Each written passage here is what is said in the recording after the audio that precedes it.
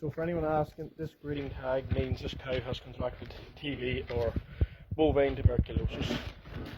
The way it works is, well, for anyone unsure, the vet comes out every 6 months, tests the cow, tests the whole herd, then comes back 3 days later, reads the test. As you can see just by the wee lump there on the neck, that's where it's tested, skin test.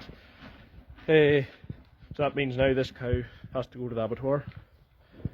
This cow has tested positive 10 days ago. We've had no one in the yard yet from the department to assess where she's been. We have to isolate her. There's been no one to come and check that. Then she has to be valued and then sent to the abattoir. So this is 10 days now. This is Sunday. She was tested last Friday. So surely if you're trying to eradicate a disease, the idea would be get the animal off site as quick as possible.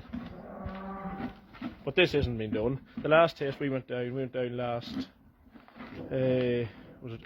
last January. The animal was that we lost, I think it was 14 we lost then. The animal was in the yard for over a month after the testing.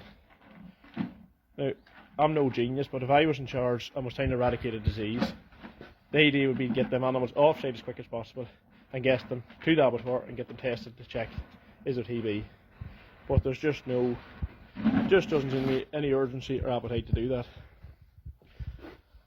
So the governmental bodies has a lot to answer for. Doing the same thing over and over again and expecting a different outcome. It's just not working and it's not fit for purpose. Now I'm not blaming the vets at all. They do an excellent job. Any vets has been out doing the testing, any TB testers. I can't fault them, they do their job. They're only following the guidelines and the rules. But this is costing the government millions every year, paying compensation to farmers for this. Surely there has to be a better way to solve it.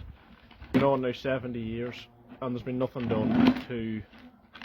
It's been the same test for the last 70 years and doesn't seem to be any appetite to get rid of the disease or to change things or to make it better.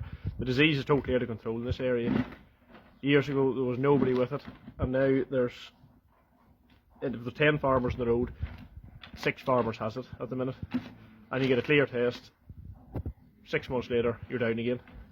Same story, 1 or 2 animals. Now one of our major problems is wildlife, badgers and deers. There's no...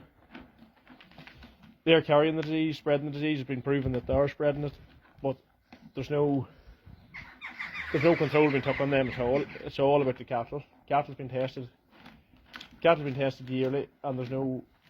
Deers and badgers is just roaming free, spreading the disease. So something's going to have to be done here because it can't go on like this. It's totally heartbreaking and gut wrenching having to get rid of your best cows, a couple of them every year, because of this.